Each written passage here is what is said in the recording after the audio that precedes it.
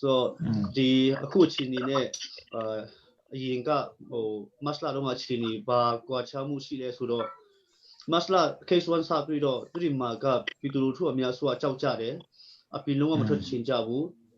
sai lwe le peit de da me case 1 ka si yong sin la de chin ja do pitulu thu ka the covid 19 ယောဂါပူးမရှိတဲ့အခြေအနေမျိုးနဲ့ထပ်တူလာပြန်တယ်မင်္ဂလာဆောင်မင်္ဂလာပွဲလုပ်တဲ့သူကလို့စုတောင်းပွဲလုပ်တဲ့သူကလို့ပြီးတော့မှဘောလုံးပွဲစီစဉ်တဲ့သူကလည်းစီစဉ်ဆိုင်တွေကလည်းပုံမှန်လိုမျိုးဖြတ်ပြီးတော့မှဒီမျိုးပေါ်မှာရှိတဲ့ပြည်သူလူထုကလည်း mark stop ကိုတိတ်ပြီးတော့မှအရေးကြီးတဲ့အပိုင်းမှာမစင်စားတော့ဘူးဆိုတော့ပူးလုံးဝမရှိတဲ့အခြေအနေမျိုးအဲ့လိုမျိုးအခြေအနေမှာရောက်သွားတယ်အမှန်ဆုံးကဒီမှာဆိုအခုချိန်မှာပို့တွေ့လို့လာကကျွန်တော်တို့ဒီပီတူစီအောင်မှာ၄ယောက်လောက်ရှိတည်တယ်ဆိုတော့အဲ့ဒီ၄ယောက်ကလည်းတော်လေးကိုကျွန်တော်တို့မျိုးဆက်ရမယ့်အခြေအနေမျိုးမှာရှိတယ်ဆိုတော့နောက်ပိုင်းဘာတွေလောက်ဆောင်ပါလဲဆိုတော့ဒီဆေးချလို့တဲ့ project ကနေပဲဒီ migrant worker တွေအတွက် hand gel တွေပြီးတော့မှ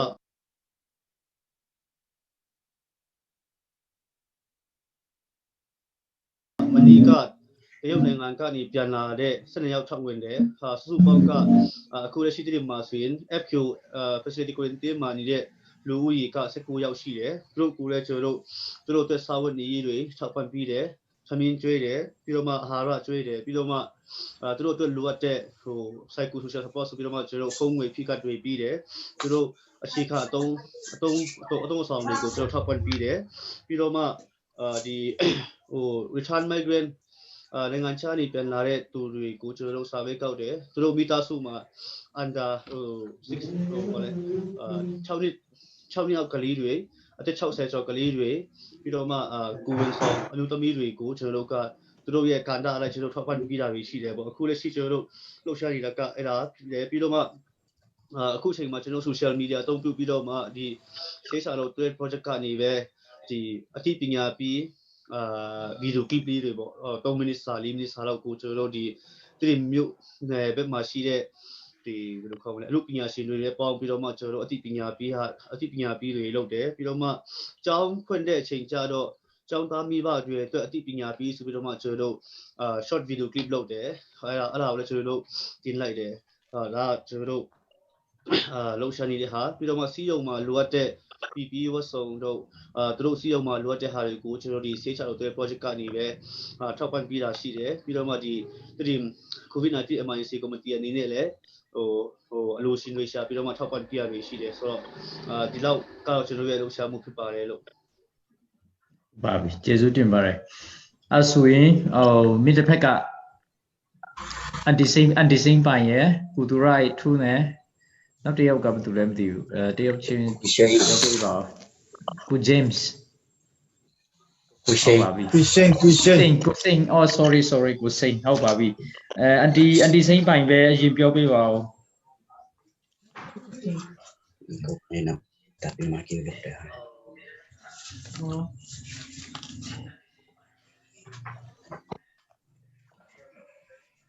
ကျမတို့မင်းတက်မှာပေါ့နော်လောလောဆယ်ဟိုတင်တန်းကြောင့်ပြောလိုက်ရတော့COVID-19 နဲ့ပတ်သက်လို့ကတော့လောလောဆယ်ကျမတို့လက်ကန်းစာဆောင်နေဝေတယ်ပေါ့နော်လက်စီတွေဝေတယ်စပ်ပြာတွေလည်းဝေတယ်ရွှေပြောင်းအလုပ်သမားတွေပေါ့နော်ဂျန်နဲ့ဟာကိုတူတာအထူးပြောင်းဟုတ်ပါပြီဟုတ်ကဲ့အဲဆိုကျွန်တော်ပြောမယ်ပေါ့နော်အဲဆိုကျွန်တော်တို့မနက်မှာလောလောဆယ် volunteer အဖွဲ့ရှိတယ် COVID-19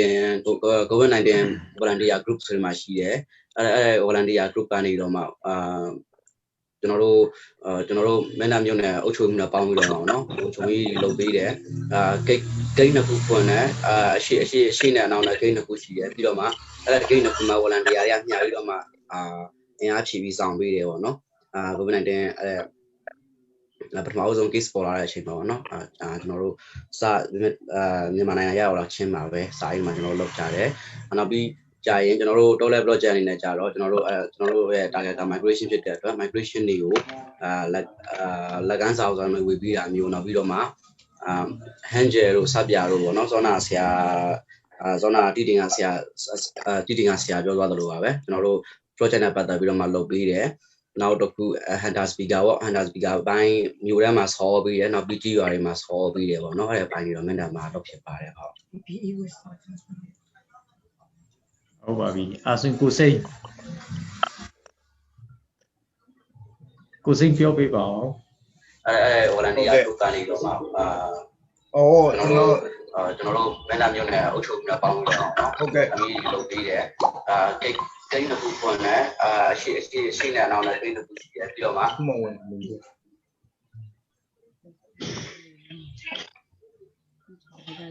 ပြန်ဝင်နေ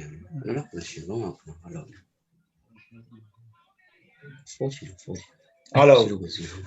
န်တော်ပြောနော်โอเคဒီ volunteer group မှာအရင်တော့ဒီ volunteer group ကိုစဖွဲ့တော့ကျွန်တော်လည်းပါတာပေါ့နော်ဒီကြောင်မှာဝင်ခင်ကြကျွန်တော်ဒီ volunteer group ထဲမှာကျွန်တော်လည်းစလုပ်ခဲ့ဘူးတယ်ဒါပေမဲ့ဒီအခုဒီစိတ်ချောင်းနဲ့ပေါင်းမှာဒီ volunteer group နဲ့ကျွန်တော်ပေါင်းမလို့တော့ဒီစီးုံနေမှာလည်း review ဝတ်စုံနေအစားကျွန်တော်ပြီးတယ် hand gel ပြီးတယ်နောက်ဒီဗာလဲquarantine ဝင်တဲ့လူတွေကိုလည်းကျွန်တော်တို့ထောက်ပံ့ပေးတယ်တော့ဗာပေါ့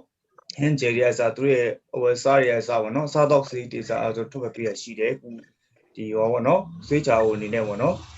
နောက်ကျန်တာတော့ဒီရောတွေမှာလည်းကျွန်တော် pamphlet တွေပါတယ်ပြီးတယ်နောက်လောဆယ်ဒီလောဆယ်မိတက်မှာquarantine ဝင်တဲ့လူက4ယောက်ရှိတယ်4ယောက်ကနေအချပြန်လာပြီပေါ့နော်4ယောက်ကိုကျွန်တော်လောဆယ်တော့ထောက်ပံ့ပေးရကြည့်ပြရရှိတယ်နောက်ဒီလောဆယ်ပေါ့ရွာတွေမှာကျွန်တော်တို့ဒီရွာမိတက်မြို့နယ်open ရခိုင်ဖက်နီးတဲ့ဖက်ကိုကျွန်တော်တို့ဒီ pamphlet တွေပါတယ်ပေးထားရှိတယ် pamphlet တွေပညာပေးပေါ့နော်ဂျိုတင်ကကွယ်ဖို့ pamphlet တွေပါတယ်ပေးထားရှိပါတယ်ကျွန်တော်မနေ့ကပဲပြန်ရောက်တယ်အဲ့ဖက်သွားပေးပါပေါ့နော်ဒီမကွေမြို့ဖက်ဒီပါဆိုရခိုင်နေနီးတာဆိုတော့အဲ့သွားပေးတယ် black one နဲ့နီးရဆိုအဲ့ဒါသွားပေးမှတချို့ရွာရောကျွန်တော်တန်းနိုင်တော့ပညာပေးပါပေးခဲ့တယ်ပေါ့နော်အဲ့တော့ခါကျတော့ကျွန်တော်ဒီ V9 poster တွေပိုင်းနဲ့နောက်တစ်ခေါက်ပြန်လာမယ်ဆိုမှလည်းပြောခဲ့ရပါပေါ့နော်အဲ့လိုတော့လောဆယ်ကျွန်တော်တို့ဒီ activity ရတော့အဲ့လောဆယ်လောက်ပေးရှိသေးတယ်ပေါ့နော်ဟုတ်ပါဘူးကျေးဇူးတင်ပါတယ်အဲ့ဆိုရင်complex ဖက်က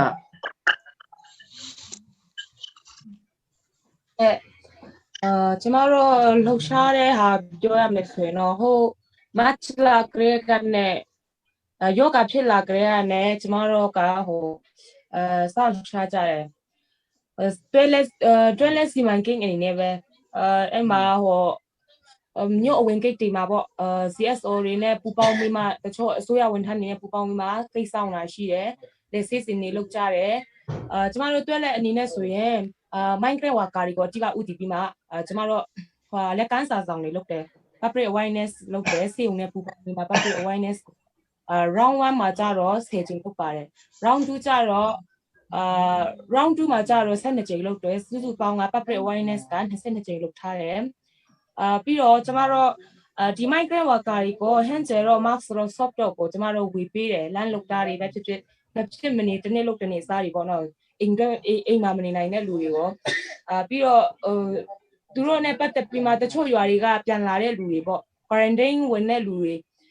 quarantine မဝင်ရင်တော့မှယောဂကြောင့်ပြန်လာတဲ့လူကိုကျမတို့ rapid assessment တွေကောက်တယ်အဲ့မှာလဲကျမတို့ volunteer 9ယောက်နဲ့ rapid assessment 48ယောက်နဲ့ community lead 10ယောက်ကိုကျမတို့data တွေကောက်ခဲ့တယ်ပေါ့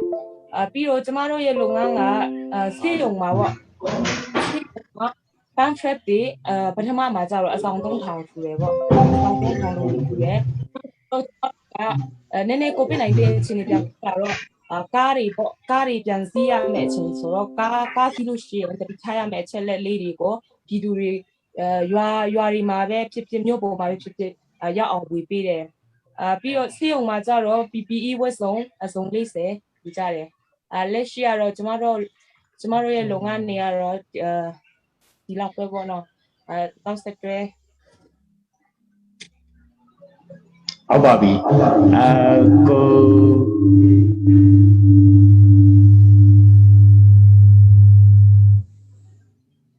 ကိုနိုင်မအောင်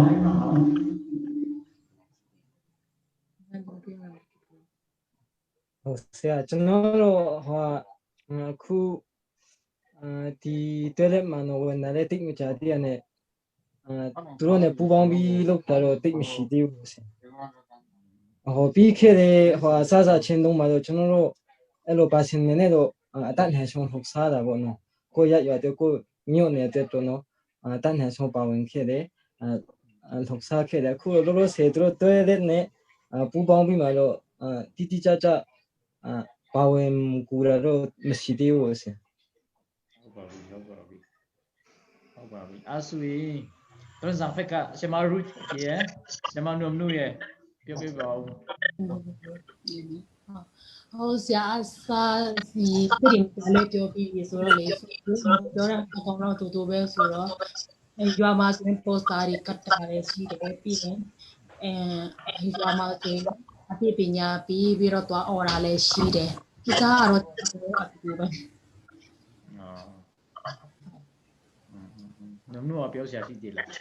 ပြောစရာတော့တိတ်မရှိပါဘူးဆရာမပြောပြတာလေမပြဝင်လာလဲတိတ်မကြပြီးတော့အဲ့လိုမျိုးမရှိသေးဘူးရှင်ဟုတ်ပါပြီအဲ့ဆိုရင်အားလုံးပဲကျေးဇူးတင်တယ်ပြီးတော့နောက်တစ်ခုကနိုင်ငံခြားပြန်တော့ Chinese နဲ့ families ပေါ့နိုင်ငံခြားနဲ့ပြန်လာတဲ့သူတွေရယ်ပြီးတော့မိသားစုတွေရယ်ဖြစ်ဖြစ်တကူတော့ပဲဖြစ်ဖြစ်ပေါ့နော်သူတို့အခြေအနေဘယ်လိုရှိလဲအခု quarantine မှာထားရှိနေတော့ရှိသူရှိလားအဲ့ဒါတိတိကနေအစပြီးတော့ပြန်ပြောကြပါဦးဆရာနားမလဲဘူးကြားရဘူးကြာနိုင်ငံခြားနဲ့ပြန်လာတဲ့လူတွေဘယ်နေရာလောက်ရှိလဲဒီလပိုင်းဒီတော်တွင်းမှာပြီးတော့အခု quarantine ထားရှိနေတဲ့လူတွေထဲမှာဥမာခုန CS မုံကပြောထားပါတယ်တိတိမာဆိုရင် positive လူနာ၄ယောက်ရှိပါသေးတယ်သူတို့၄ယောက်ကနိုင်ငံခြားပြန်ဖြစ်ရလားလို့အဲ့ဒါမေးကြည့်ချင်တာပါသူတို့မိသားစုအကြောင်းဖြစ်ဖြစ်သူတို့တယောက်တည်းပဲဖြစ်ဖြစ်ပေါ့ပြန်လာတဲ့သူတွေအကြောင်းရဲ့အခြေအနေကိုပဲနည်းနည်းမြတ်ပြပါဦးဒီကနေ့ဝင်ရှင်ဟုတ်ကျွန်တော်ကတော့တိမြို့အခြေအနေပဲတည်တယ်ဆိုတော့ဒီအခုတလောကနိုင်ငံခြားပြန်ကဒီတိမတွန်းဆောင်ပဲမှာဆိုကဒီအိန္ဒိယနိုင်ငံကနေပြန်တိတိကဆရာပြောသွားသလိုပါပဲကျွန်တော်တို့ project နဲ့ပတ်သက်ပြီးတော့မှလုပ်ပေးတယ်နောက်တစ်ခု Hunter speaker ပေါ့ Hunter speaker ဘိုင်းမျိုးထဲမှာဆော်ပြီးရနောက် PG ရွာတွေမှာဆော်ပြီးတယ်ပေါ့နော်အဲ့ဒီဘိုင်းတွေတော့မင်းတာမှာတော့ဖြစ်ပါတယ်ဟုတ်ဟုတ်ပါပြီအဆင်ကိုစိတ်ပြောပြပါဦးဟိုလန်ဒီယာတို့ကနေတော့မှာကျွန်တော်တို့မင်းသားမျိုးနဲ့အုပ်ချုပ်ပြီးပေါင်းလို့တော့ဟုတ်ကဲ့ဒီလုပ်ပြီးတယ်ကိန်းတစ်ခုဖွင့်တယ်ရှိနဲ့အနောက်နဲ့ကိန်းတစ်ခုရှိတယ်ပြီးတော့မှမဝင်ဘူးမ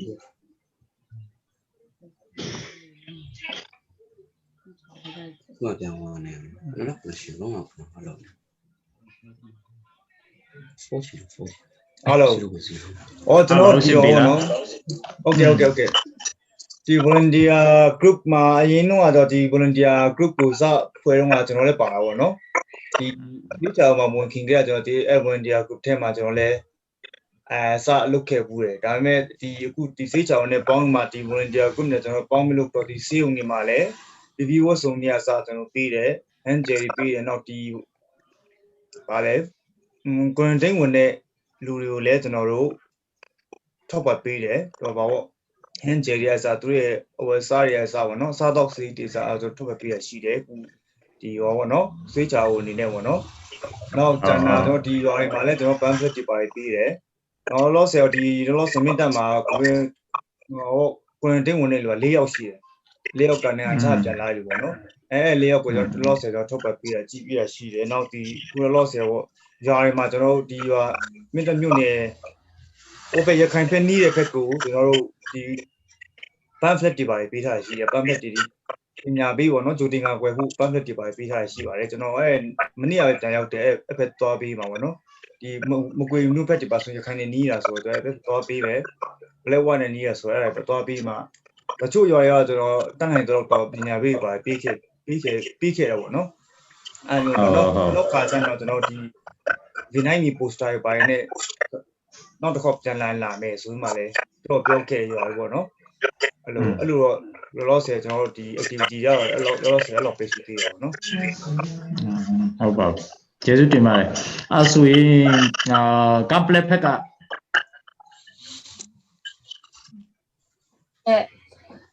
ကျမတို့လှုပ်ရှားတဲ့ဟာပြောရမယ်ဆိုရင်တော့ဟို match လာကလေးကနေယောဂဖြစ်လာကြရတဲ့ကျမတို့ကဟိုစောင့်ရှားကြတယ်တွဲလက်စီမံကိန်းအနေနဲ့ပဲအဲ့မှာဟိုမြို့အဝင်ကိတ်တွေမှာပေါ့CSO တွေနဲ့ပူပေါင်းပြီးမှတချို့အစိုးရဝန်ထမ်းတွေနဲ့ပူပေါင်းပြီးမှကိတ်ဆောင်တာရှိတယ်လက်စစ်စင်တွေလုပ်ကြတယ်ကျမတို့တွဲလက်အနေနဲ့ဆိုရင်Minecraft ဝါကာတွေကိုအတိအကျဥတည်ပြီးမှကျမတို့ဟိုလက်ကန်းစာဆောင်တွေလုပ်တယ် public awareness လုပ်တယ်စေုံနဲ့ပူပေါင်းပြီးမှ public awareness round 1မှာကြတော့10ချိန်လုပ်ပါတယ် round 2ကြတော့round 2မှာကြတော့12ချိန်လုပ်တယ်စုစုပေါင်းက public awareness က22ချိန်လုပ်ထားတယ်ပြီးတော့ကျမတို့ဒီ Minecraft ဝါကာတွေကို handle တော့ Microsoft တော့ကိုကျမတို့ဝေပေးတယ် LAN လုပ်တာတွေပဲဖြစ်မနေတစ်နေ့လုပ်တစ်နေ့စားတွေပေါ့နော်အိမ်မှာမနေနိုင်တဲ့လူတွေရောပြီးတော့သူတို့နဲ့ပတ်သက်ပြီးမှတချို့ရွာတွေကပြန်လာတဲ့လူတွေပေါ့ quarantine ဝင်တဲ့လူတွေquarantine မဝင်ရင်တော့မှယောဂကြောင့်ပြန်လာတဲ့လူကိုကျမတို့ rapid assessment တွေကောက်တယ်အဲ့မှာလဲကျမတို့ volunteer 9ယောက်နဲ့ rapid assessment 48ယောက်နဲ့ community lead 10ယောက်ကိုကျမတို့data တွေကောက်ခဲ့တယ်ပေါ့ပြီးတော့ကျမတို့ရဲ့လုပ်ငန်းကစေရုံမှာပေါ့ပန်းထရက်တွေပထမမှာကျတော့အဆောင်3000ထူတယ်ပေါ့အဆောင်3000လို့ထူတယ်တော့နည်းနည်း COVID-19 အခြေအနေပြန်လာတော့ကားတွေပြန်စီးရမယ့်အချိန်ဆိုတော့ကားစီးလို့ရှိရင်တတိချရမယ့်အချက်လက်လေးတွေကိုပြည်သူတွေရွာတွေမှာပဲဖြစ်မြို့ပေါ်မှာပဲဖြစ်ရောက်အောင်ဝေပေးတယ်ပြီးတော့စေုံမှာကျတော့ PPE ဝတ်စုံအစုံ40ယူကြတယ်လက်ရှိကတော့ကျမတို့ရဲ့လုပ်ငန်းတွေကတော့ဒီလောက်ပဲပေါ့နော်တောက်ဆက်တွဲဟုတ်ပါပြီကို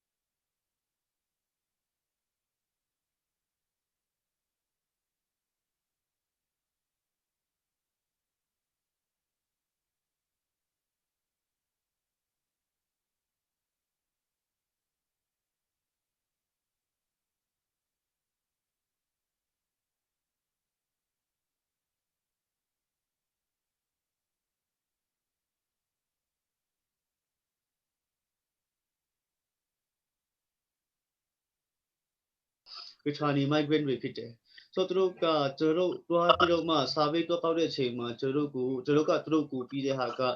hand gel နဲ့ဆက်ပြပဲဖြစ်တယ်ဒါပေမဲ့သူတို့ကကျွန်တော်တို့စီကနေမျောလင်းတဲ့ဟာကဒီ hand gel နဲ့ strip ရဲ့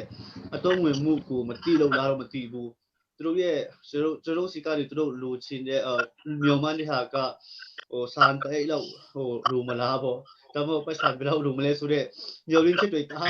ရှိလာတဲ့အချိန်ကျတော့ကျွန်တော် hand gel နဲ့ဆက်ပြတော့ပြလိုက်တဲ့အချိန်မှာဒီလောက်လေးပဲလားဆိုတော့အတာတွေကြားရတယ်ပေါ့နော်အဲ့လိုပုံစံတွေစိန်ခေါ်မှုတွေရှိလာတယ်ဆိုတော့ကျွန်တော်ကဒီလိုမျိုးစိန်ခေါ်မှုတွေကိုကျွန်တော်ဘယ်လိုမျိုးဖြေရှင်းလဲဆိုရင်တချို့volunteer ထဲကနေနည်းနည်းသူမိသားစုကလည်းမခံချင်တဲ့သူတွေကိုကျွန်တော်ကသူတို့အိမ်အထိသွားပြီးတော့မှရှင်းပြတယ်ပြီးတော့မှတချို့အိမ်ပြန်ရတဲ့သူတွေကိုကျွန်တော်ဒီရုံးမှာဆောင်နဲ့ညှိခိုင်းတယ်ပြီးတော့မှခုနကျွန်တော်ပြောတဲ့ returning migrant တွေကိုကျွန်တော်စာပေးကောက်တဲ့အချိန်မှာ hand gel နဲ့ strip ပြီးတဲ့ချိန်นี้မှာသူတို့ကတိတ်ပြောမှမချတတ်တဲ့အချိန်မှာကျွန်တော်ကဘယ်လိုပြန်ဖြေရှင်းလဲဆိုရင်ဒီအခုချိန်မှာစာဝတ်နေကတော့ခက်ခဲပါတယ်ဒါပေမဲ့ hand gel နဲ့ဆက်ပြကဒီချိန်မှာဘယ်လောက်ထိအကျိုးရှိလဲဘယ်လောက်ထိအသုံးဝင်လဲဆိုတာကိုကျွန်တော်ပြန်ရှင်းပြတယ်ဒီဟာကကျွန်တော် solution ပေါ့ပြီးတော့မှကျွန်တော်သူမျိုးအခြေအနေနဲ့စိန်ခေါ်မှုဘာတွေရှိလဲဆိုရင်ကျွန်တော်ကဒီခုနကျွန်တော်ပြောသလိုသူမျိုးတုံးဆောင်ဆိုတဲ့ဟာကအိန္ဒိယမြန်မာနိုင်ငံမှာအိန္ဒိယနဲ့မြန်မာချိတ်ဆက်တဲ့ mainland ပေါ်မှာရှိတဲ့အတွက်ကြောင့်အိန္ဒိယကနေကိုတူလာထပ်တူလာမယ်ဆိုရင်ကဒီဟာကတရင်ဆိုတာကလည်းကရင်တရားစီးရုံပဲရှိတယ်ဆိုတော့ပြီးတော့မှဒီခါတော့သုံးဆောင်တို့ကနေပို့တွေ့လူနာတွေကလည်းတရင်မူပဲလာပို့တဲ့ချိန်ကြတော့တရင်ကရင်တရားစီးရုံမှာရှိတဲ့ဝန်ထမ်းအင်အားနဲ့ကိုတူလူနာတွေကိုစောင့်ကြည့်ရပြီးတယ်ပြီးတော့မှprevention ကိုလည်း protection ကိုလည်းလုပ်ရပြီးတယ်ဆိုတော့ဝန်ထမ်းအင်အားကလည်းမနိုင်တော့ဘူးပြီးတော့မှတရင်ကဘယ်လိုမျိုးအခြေအနေရှိလဲဆိုတော့အခုချိန်ထိမဟာတားလိုက်မရသေးဘူးမီးဆိုရင်နေချတ်ခါလာတယ်နေချတ်ခါတဲ့အချိန်မှာတော့မှ8နိုင်လောက်ပဲရတယ်ဆိုတော့ဒီချိန်ဒီမျိုးမှာအခုခက်ခဲအချိန်ခေါ်ချက်ရှိတယ်ပြီးတော့ရေတောက်သုံးရေဆိုရင်လည်းနေချလာတယ်နေချမှာမှနိုင်ဝက်လာတဲ့အချိန်မှာနိုင်ဝက်ပဲလာတယ်ဆိုတော့ဒီဟာတွေကတကယ်လို့ဒီအခုလက်ရှိတည်းမှာပြုစုဆောင်ရှောက်နေတဲ့ပိုးတွေ့လူနာတွေကတကယ် emergency ဖြစ်လာတယ်ဆိုရင်သူတို့အတွက်မီးက24 hour လို့မယ်ဆိုတော့ဒီဟာအတွက်ကလည်းမီးကဘယ်ကနေရမလဲဒီဟာကစင်ကိုချက်ဖြစ်တယ်ပြီးတော့မှအဆောက်အအုံပိုင်းအခုပိုးတွေ့လူနာတွေကိုကျွန်တော်တို့မြို့နယ်မှာထားတယ်ဆိုတာက facility ဖြစ်ဆုံးလို့ထားတာမဟုတ်ဘဲနဲ့ဝန်ထမ်းအိမ်ရအပစ်ဆောက်ထားတဲ့နေရာမှာပိုးတွေ့လူနာတွေကိုကုသဆောက်ရှောက်ပေးနေတာဖြစ်တယ်တကယ်ဆိုရင်ဒီမှာထားတဲ့နေရာက COVID-19 ပိုးတွေ့လူနာတွေကိုထားမဲ့အခြေအနေမျိုးနဲ့လုံးဝပြင်တော်မှုမရှိတဲ့အခြေအနေမှာရှိတယ်ဒီဟာတွေကလည်းစိန်ခေါ်မှုဖြစ်တယ်ဒါပေမဲ့ဒီစိန်ခေါ်မှုတွေကိုကျွန်တော်တို့ဘယ်လိုမျိုးပြန်ပြီးရှင်းလဲဆိုတော့တက်ဆိုင်ရာဆွေးရဝန်ထမ်းတွေကျွန်တော်အစည်းအဝေးထိုင်တယ်ညှိနှိုင်းတယ်စီးရုံမှာတက်ဆိုရင်ဒေတာ miss နှလုံးထားမယ်ပြီးတော့မှပိုးတွေ့လူနာတွေထားတဲ့နေရာကိုအဆောက်အအုံဖြူပြီးတော့မှနည်းနည်းအဆင့်တန်းမြောင်လုပ်မယ်အဲ့လိုပုံစံတော့ကျွန်တော်တို့ပြန်ပြီးတော့မှဖြည့်ရှင်းတယ်ပေါ့ဒီဟာတွေကတိမျိုးစိန်တိမျိုးအတွက်တိမျိုးအခြေအနေကနေစိန်ခေါ်မှုလည်းဖြစ်တယ်ကျွန်တော်တို့ဝင်တမတွေအတွက်စိန်ခေါ်မှုလည်းဖြစ်တယ်လို့အားလုံးကိုကျေးဇူးတင်တယ်ဟုတ်ပါပြီအဲ့ဆိုရင်တောဆောင်ဖက်ကကောစင်ကာမှုဘယ်လောက်ရှိလဲစင်ကာမှုကျတော့တည်မယ်ပြောပြီးပြီကံပလက်လေးပြောပြီးဆိုတော့ခုံလုံးလုံးဆောင်ပြီးတော့လေလူစုလူဝေးမလုပ်ဘူးတာပြောတယ်ဒီကလာဆောင်ခွေအဆူဆောင်ခွေပါတော့မဲ့အချိန်ကြရင်ရွာသူ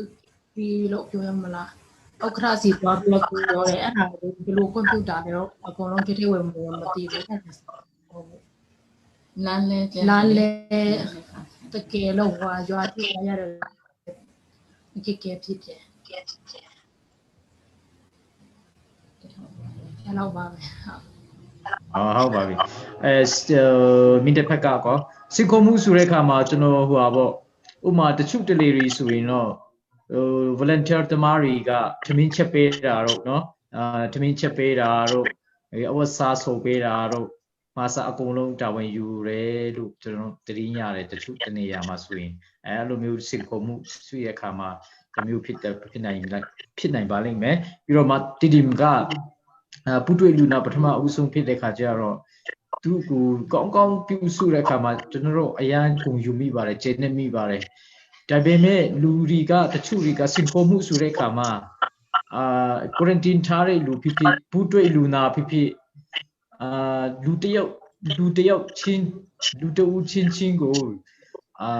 ကင်းရိပ်ပြီးတော့မှအမြင်သေးပြီးတော့မှဒီလူကတော့ယောဂတဲ့ဒီလူယောဂရှိတဲ့လူတွေပါဆိုပြီးတော့မှအမြင်အထင်လွဲပြီးတော့မှလေအနှင်ခံပြီးတော့ဆက်ဆံတာမျိုး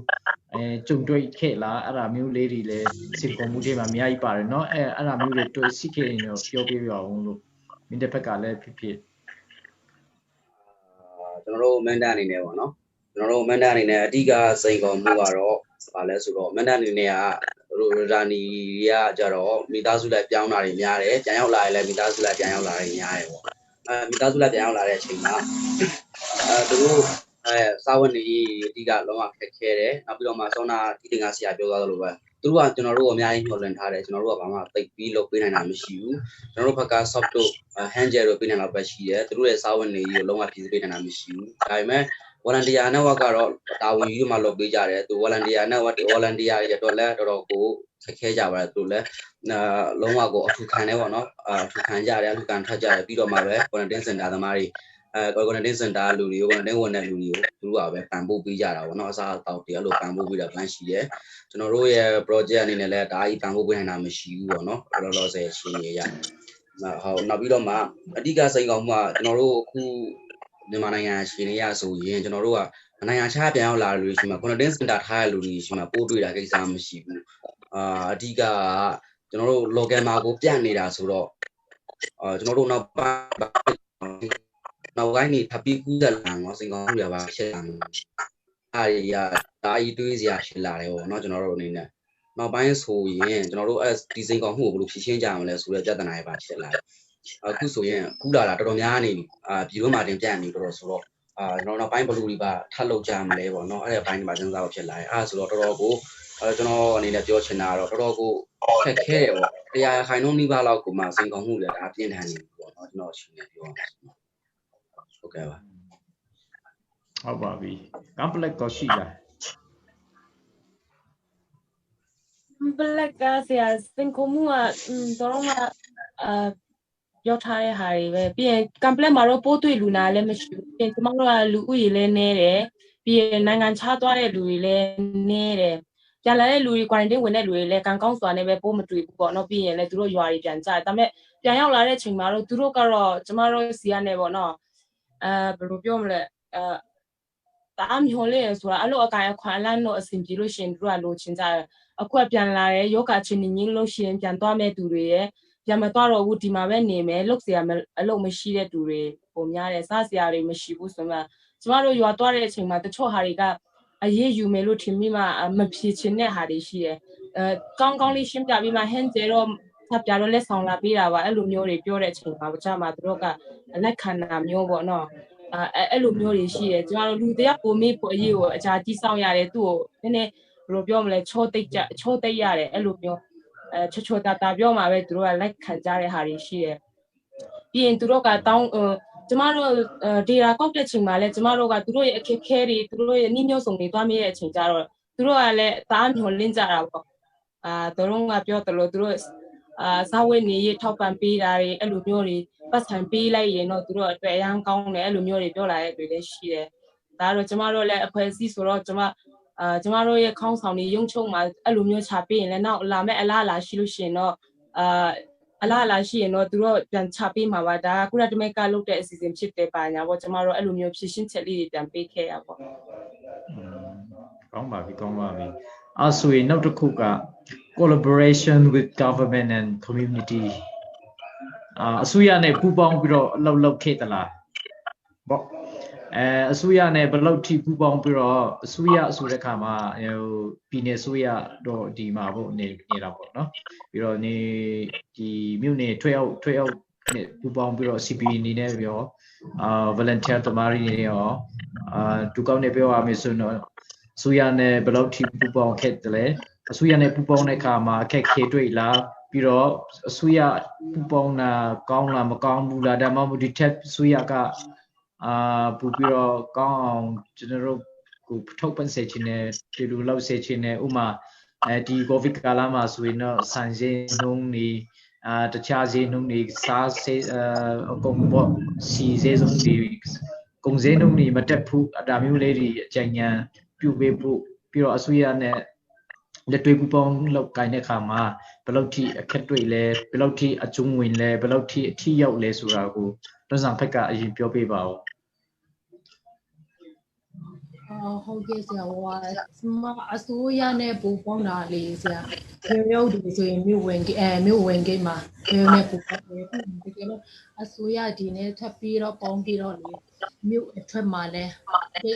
လောက်ပဲလက်ထပ်လောက်ပြီးတော့ပေါင်းမှာအခုတော့သူတို့ပြောတာတော့ဝန်ထမ်းလည်းမရှိဘူးလိုလည်းမဆောင်ဘူးဆိုတော့အဲ့ပြောထားတယ်ပြီးတော့ဒီ hand speaker ကျတော့ကျမကြီးထားတဲ့သူတို့လုပ်ပြီးပိုအဆင်ပြေတယ်အဲ့လိုပါပဲဒီမိတက်ကောanti-same ပိုင်းပြဖြေပေးပါဦ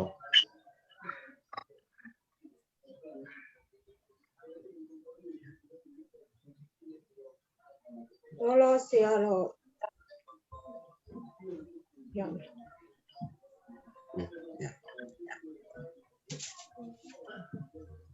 လောဆရာတော့ဒီပူးတွေ့တဲ့လူနာတွေအနေနဲ့ပေါ့နော်သူတို့နဲ့ပတ်သက်တဲ့မိသားစုတွေအနေနဲ့လဲသူတို့ကမိသားစုရဲ့ပြဿနာဆရာစာဝတ်နေအဲ့လိုမျိုးပဲသူတို့ဖြေရှင်းပေးစီချင်ကြတွေ့ရပါတယ်ဟုတ်စားအစိုးရနဲ့ပူးပေါင်းတာရောအဆင်ပြေလားအစိုးရနဲ့ပူးပေါင်းတာလည်းအဆင်ပြေပါတယ်သူတို့နဲ့ပူးပေါင်းပြီးမှကျမတို့လော်နဲ့အဲ့လိုမျိုးအထဲကိုအဲ့လိုမျိုးပတ်အော်တယ်ကိတ်တင်မှလည်းစောင့်ကြတယ်အဲ့လို CSO အားလုံးပူးပေါင်းတယ်ပါကုတူရာထွန်းတော့လို့ပြပြပါဦးဟုတ်ကဲ့ကျွန်တော်တို့မန်ဒါအနေနဲ့ကတော့အစကျွန်တော်တို့ Hunter speaker ဆိုပြီးမြို့ထဲမှာပတ်အော်တယ်ပေါ့နော် government နဲ့ထွေရုံနဲ့ပေါင်းပြီးတော့မှမြို့နယ်ထွေရုံနဲ့ပေါင်းပြီးတော့မှမြို့ထဲမှာပတ်အော်ကြတယ်ကျွန်တော်တို့နောက်ပြီးရင်ကျွန်တော်မြို့ထဲမှာပတ်အော်တယ်နောက်တစ်ခုရှိတာကြတော့ကျွန်တော် CSO CPO နဲ့ပူပေါင်းပြီးတော့မှသူတို့ရဲ့ volunteer နဲ့ဝါနေပေါ့နော် volunteer နဲ့ဝါနေပူပေါင်းပြီးကျွန်တော်တို့မြို့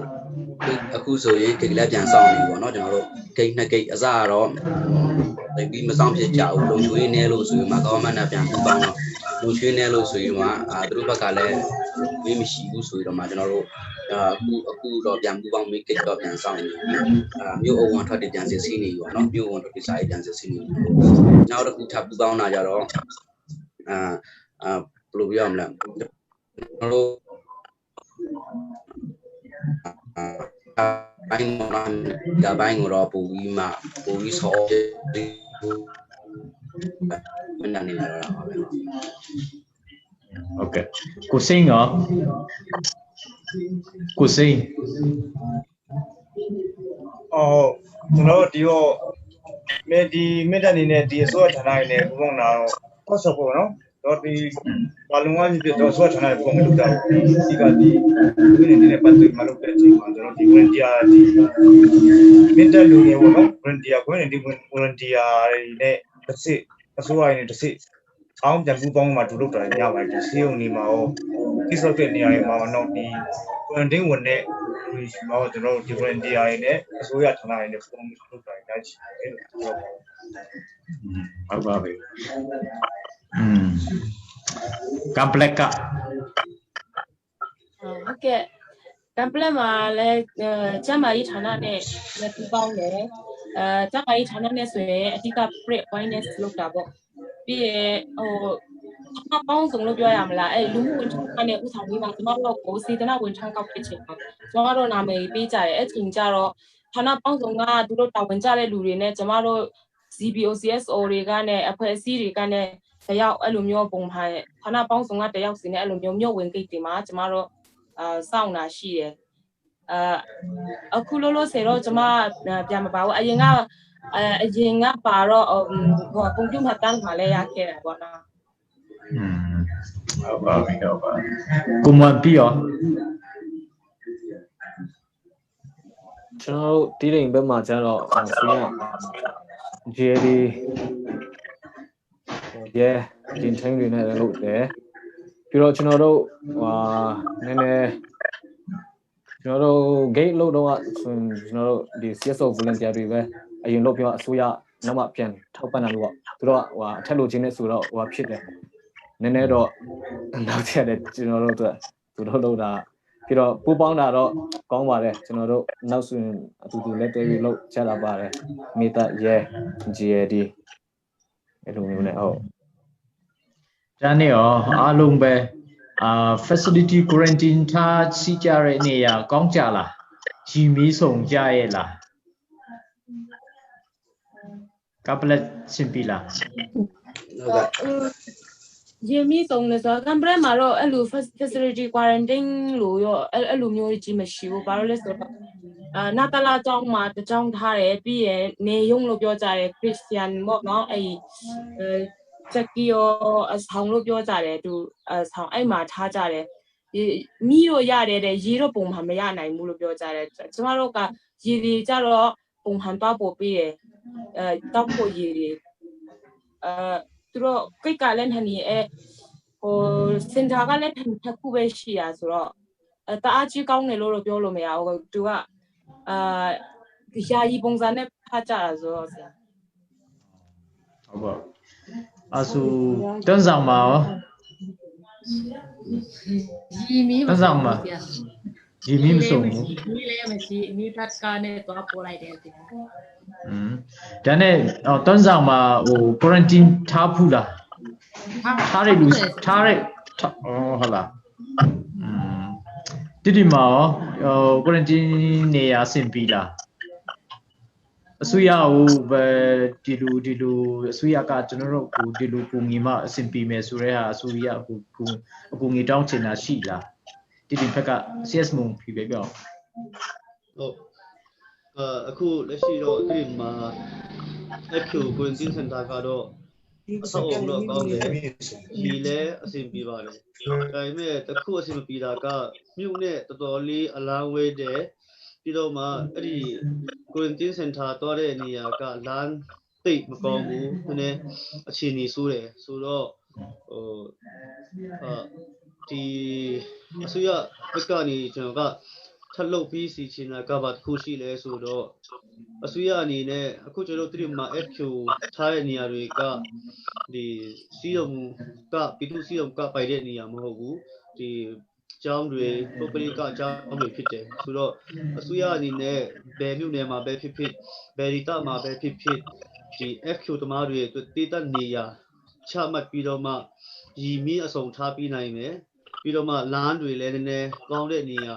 ပြီးတော့မှမြို့နဲ့တိတ်ပြီးတော့မှအလားမဝေးတဲ့နေရာအဲ့လိုမျိုးနေရာတွေကိုစီစဉ်ပြီးနိုင်မယ်ဆိုရင်တော့ဒီထက်ပိုပြီးတော့မှကောင်းမယ်လို့ကျွန်တော်ထင်တယ်ဘာဖြစ်လို့ဆိုတော့ကျွန်တော်တို့အရင်နှစ်ပတ်လောက်ကတိမီးပြတ်တော့ဒီ FQ center မှာမီးမရဘူးတညလုံးနှစ်ပတ်လောက်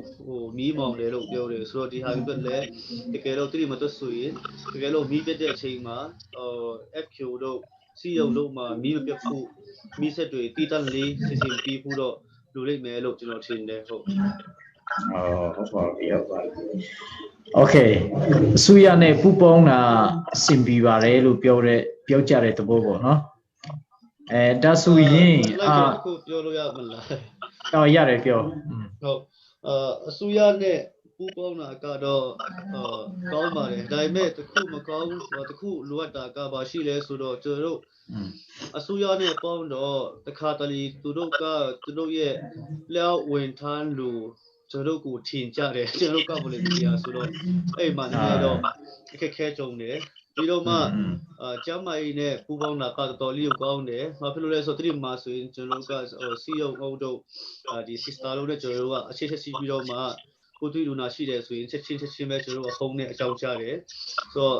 ဒီအစိုးရရဲ့ပူးပေါင်းတာကတော့ဒီဒုတိယလိုက်လာတဲ့အချိန်မှာကျွန်တော်တို့ဘယ်လိုမျိုးဖတ်ပြီးတော့မှလူချင်းလဲဆိုရင်သက်ဆိုင်ရာအစိုးရဌာနအသီးသီးကနေဒီဥမာတရုတ်ဆိုရင်သူ့လက်အောက်မှာရှိတဲ့ကြီးရောအုပ်ချုပ်ရေးမှုတွေကြီးရောတာဝန်ခံတွေကိုတီချာလေးဘယ်လိုခေါ်မလဲတီချာလေးဘယ်လိုခေါ်လဲတီချာလေးဘယ်လိုခေါ်လဲထိန်းပြီးတော့မှ တကယ်လို့သူ့ကြီးရောမှာနိုင်ငံခြားနေခိုးဝင်လာတဲ့သူတွေရှိတယ်ဆိုရင်ချက်ချင်းတရင်ပူပါဆိုတဲ့ပုံစံမျိုးအဲ့လိုမျိုးပုံစံရဲ့ပြီးတော့မှသူတို့ကြီးရောမှာလူစုလူဝေးမင်္ဂလာပွဲတို့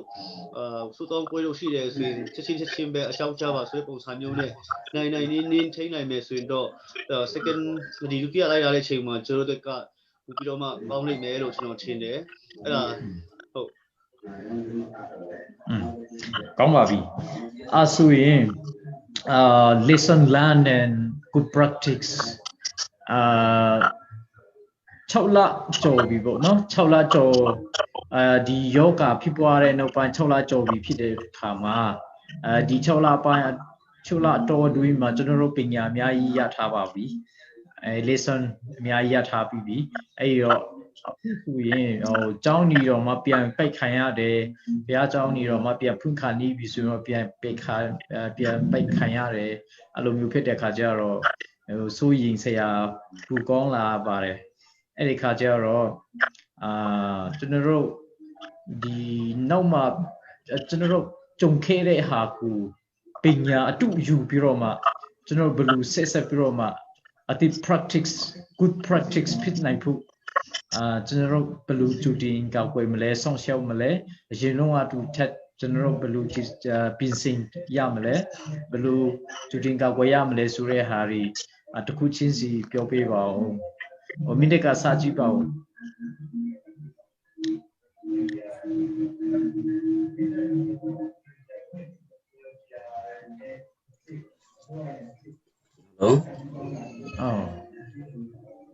ကြားလားမသိကြားပါတယ်ဟုတ်ကဲ့ကျွန်တော်တို့မန်တန်အနေနဲ့ပေါ့နော်ကျွန်တော်တို့အများကြီးလဲသင်ခန်းစာလည်းယာယီ COVID-19 နဲ့ပတ်သက်ပြီးသင်ခန်းစာလည်းအများကြီးယာယီကျွန်တော်တို့ရှေ့ဆက်ပြီးဘယ်လိုကောင်းအောင်ဘယ်လိုဆက်လုပ်မလဲဆိုလို့ရှိရင်တော့ကျွန်တော်တို့မြန်မာနိုင်ငံရှင်တွေကအရင်ကဆိုရင်နိုင်ငံခြားကနေပဲကုသတာများတယ်ပေါ့နော်နိုင်ငံခြားပြည်return တွေရှိရပဲကုသတာများတယ်အခုဆိုရင်တော့ local market တော့ဖြစ်နေပြီဆိုတော့ကျွန်တော်တို့အနေနဲ့ဘာစီဆက်လုပ်အောင်လဲဆိုတော့ရင်တောင်းတိုင်းလည်းအပြင်တိတ်မထွက်ရဘူးပေါ့နော်တောင်းတိုင်းအရင်မကြည့်ရတဲ့တောင်းတိုင်းအပြင်မထွက်ဖို့လိုမယ်နောက်တစ်ခုကကြတော့ကျွန်တော်တို့အဓိကတော့အပြင်မထွက်ဖို့လိုပဲပေါ့နော်အရင်မကြည့်ရပြင်မထွက်ဖို့လိုမယ်နောက်ပြီးရင်အပြင်ထွက်လို့ရှိရင်လည်းနှာခေါင်းစည်းလေးပုံမှန်ဒါထပ်ဖို့ရယ်နောက်ပြီးကျန်းမာရေးဌာနကသူတို့ထုတ်ပြန်ထားတဲ့ကျန်းမာရေးနဲ့အားကစားဝန်ဌာနတို့ထုတ်ပြန်ထားတဲ့အချက်လက်လေးလိုက်နာပြီးဖို့လိုမယ်ပေါ့နော်ဟုတ်အလောက်ပါပဲဟုတ်ပါပြီတက်ဆောင်ဖက်ကပေါ့တက်ဆောင်Makanya tuh, yan lang.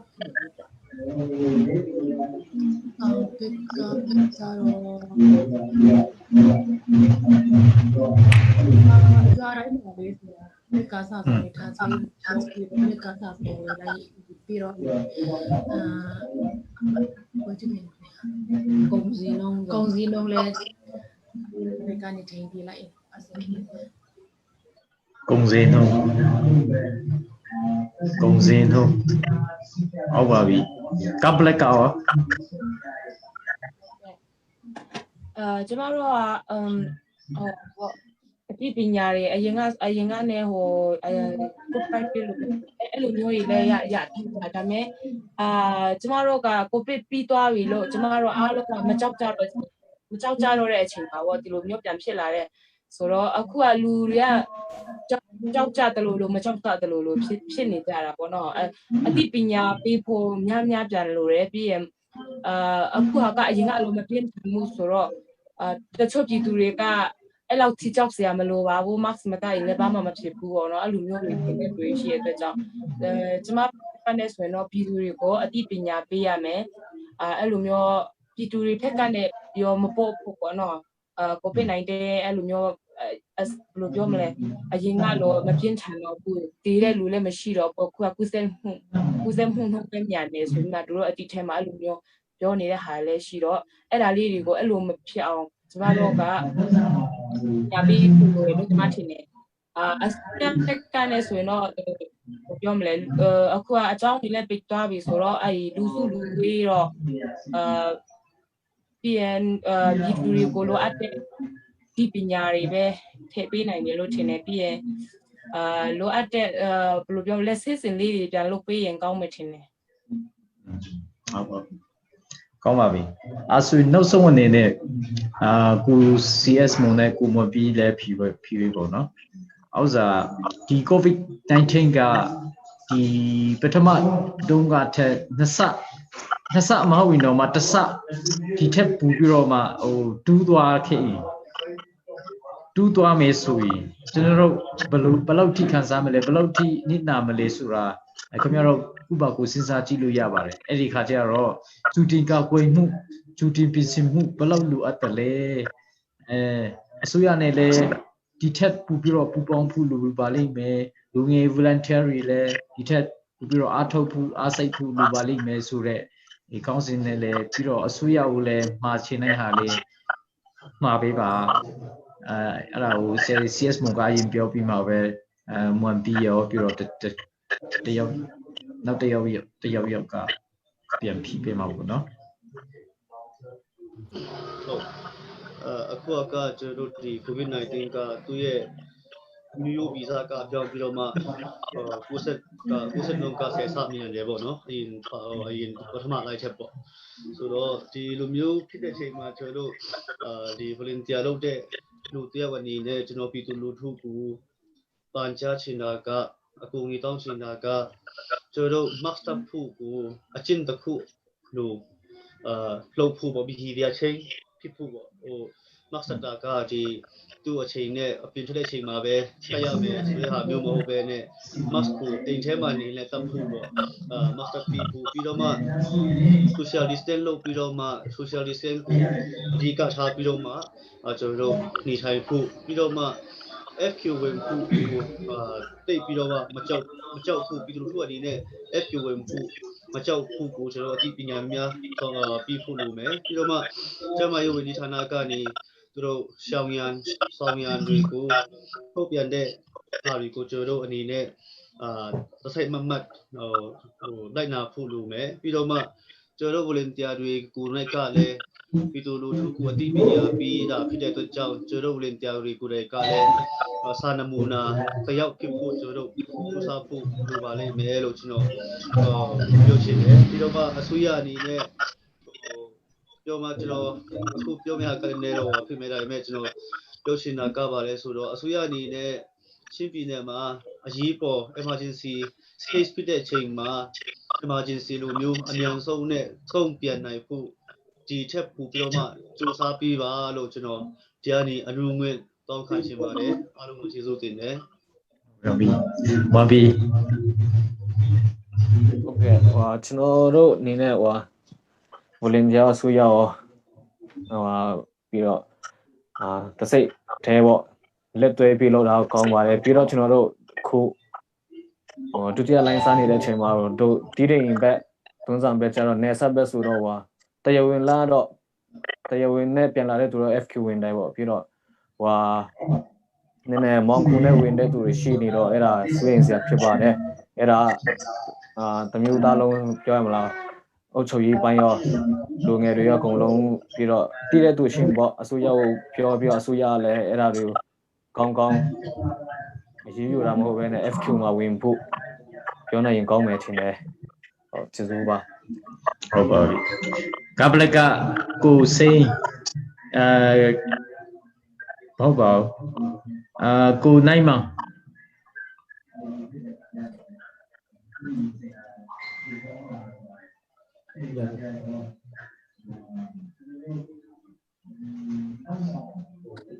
ကဲဆက်ပြီးကျွန်တော်ပါလို့ရမယ်ဆိုတော့ကြိုတင်ပြီးမှကျွန်တော်လုပ်ဖို့တော့အတန်းနဲ့ဆုံးဒီကျွန်တော်လုပ်ခဲ့ပြီးဖြစ်တဲ့ဒီဟာလေးတော့ဒါပေမဲ့နည်းနည်းပါးပါးဒီယောဂအချိန်ကြီးကြောင့်နော်နည်းနည်းယောဂတက်တာတယ်ဆိုတော့ဒီသူကတက်တာတယ်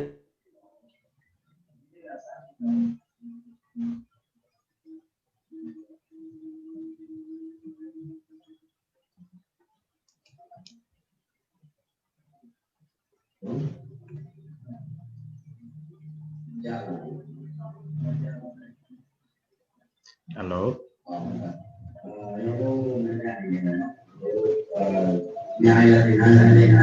Hello, cha làm điều. Hello, alo cha là. Cha đây. Asu cho tôi cha là. Bảo đó. Lấy cha là gì mà? Lấy cha tôi luôn gì mà ok.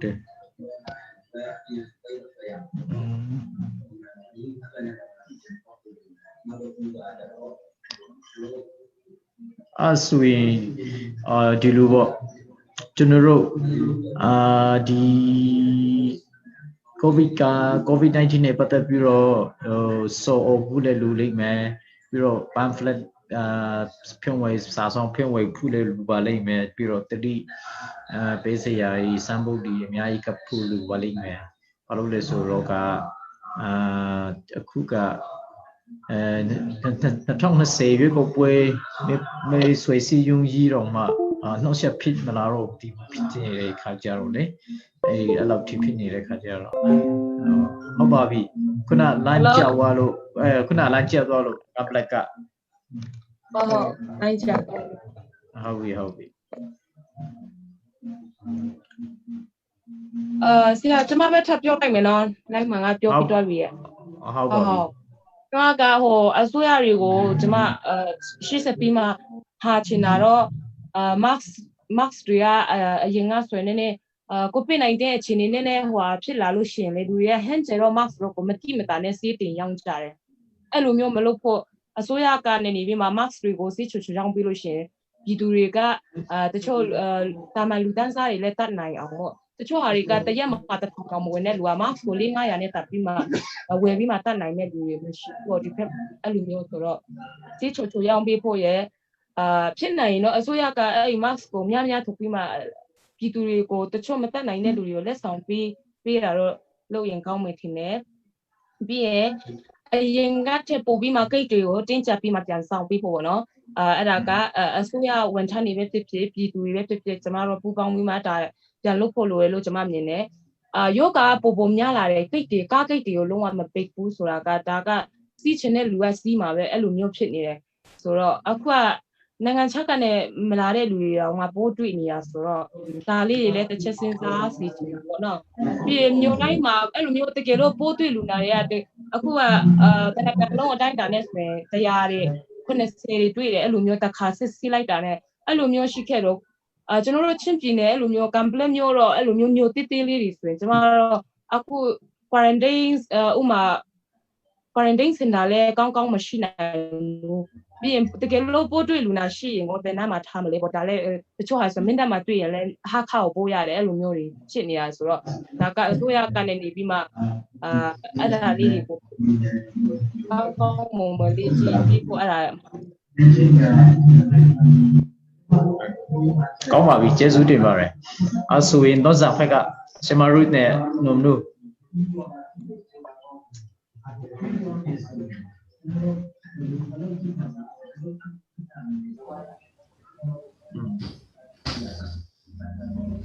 အစိုးရနဲ့ပူးပေါင်းပြီးတော့အခုနဆာမရင်းလိုက်ပြောတယ်လို့ဒီချာလီဂိတ်တဲ့ဒီချာစစ်စီးပြီးတော့ဝင်ခိုင်းတယ်ဒီဝင်ခိုင်းပွားနေတယ်အဲ့လိုပါပဲနုံနုရောနုံနုbằng gì bảo mà đây rồi học cái hồ gate đi aku suin hồ beka India beka đi gate hồ tuần sang bé anh nè biểu ya mẹ suin gate atiku asuya nè bu bong biro lâu xí chen nè biro sona siama biểu từ lu bé lại cả rồi akong tây xí chen nè lăng cao bay vì sau này khét khê nêu mà bộ khét chung mà bộ câu cá thì về tua khai mình đi xem khi tình cảm rồi tua sẽ chìm bộ hậu bảo rồi mình đây cả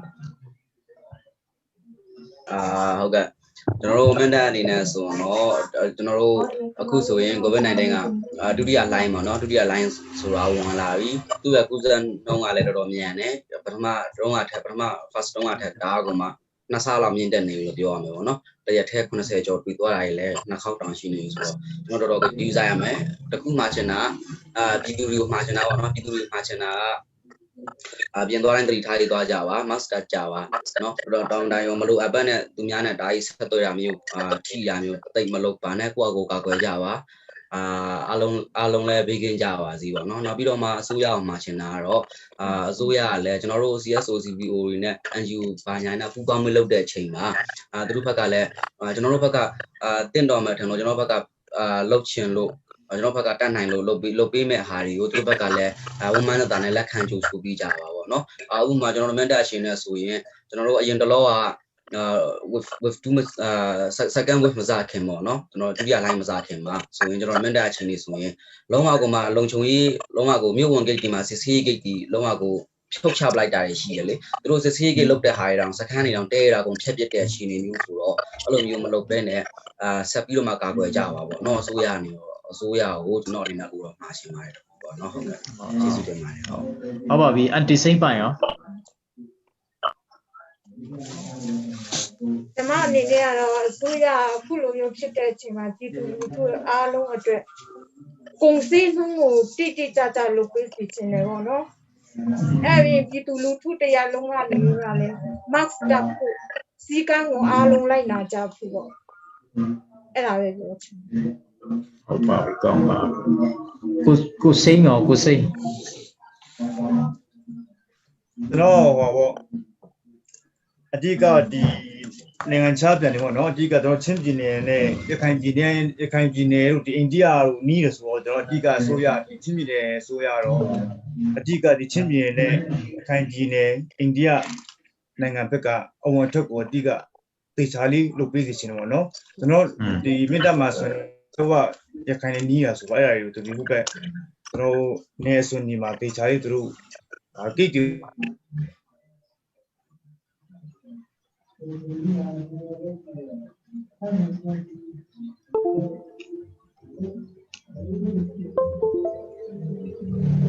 လမ်းကြဝလား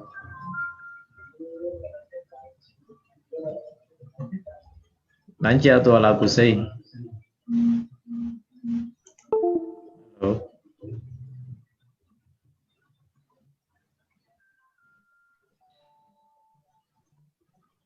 ကိုစိမ့်ကလမ်းကြောက်သွားနေတယ်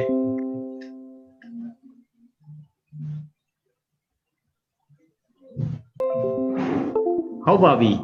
အဲ့ဆိုရင်